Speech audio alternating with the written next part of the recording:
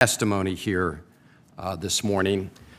You know, it's bad enough that the Trump administration essentially denies the fact of climate change and doesn't want to do anything about it, doesn't want to take any actions to reduce the emissions, greenhouse gas emissions that help fuel climate change. But on top of that, they want to eliminate many of the important federal investments that we use to try to protect communities from the impact of climate change.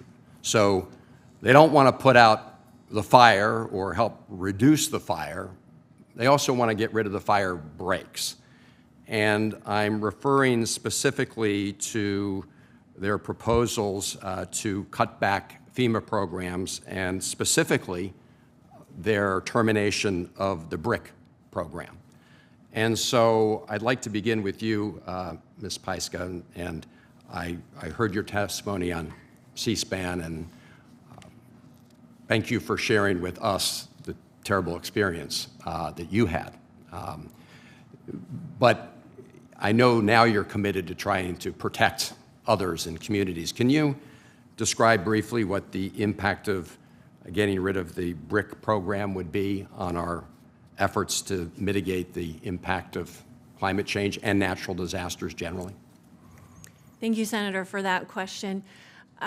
Lake County, we have not been able to apply for BRIC because it's too difficult for a county our size, and we cannot afford the match. We've been working towards getting BRIC ready for the last several years. So this is a devastating loss to the plans that we have put in motion.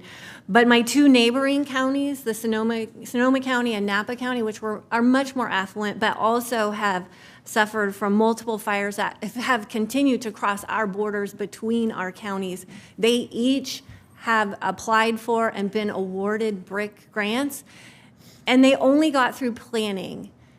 And now that we're about to start implementing these programs that would bring resiliency into their community, hardening homes, educating the community, fuel management programs, all of that is now gone. So while the planning was helpful, they're dead in the water now, and they cannot move forward with those really critical programs. Well, thank you for sharing that story. We have a similar situation in the state of Maryland.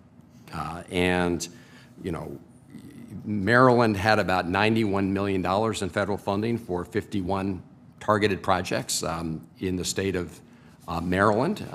In the case of Crisfield, Maryland, which is on the Bay and has been very prone to rising sea levels and additional storm surges, they had done the preliminary work and then, you know, received a substantial federal BRIC grant to help them, and of course that was terminated altogether. So they're kind of left in the lurch because it's a small community.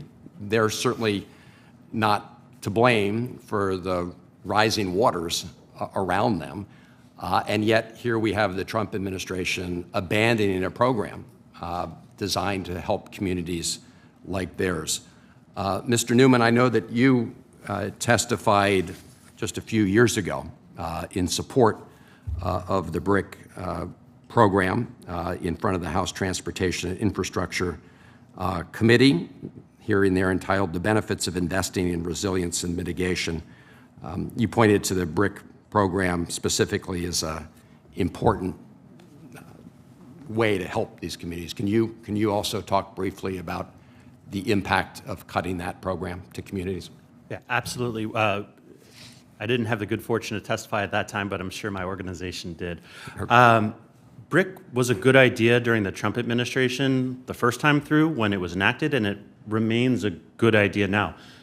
Now, it's not a perfect program. The fact that Lake County has not been able to access funds from the BRIC program suggests that it can be improved.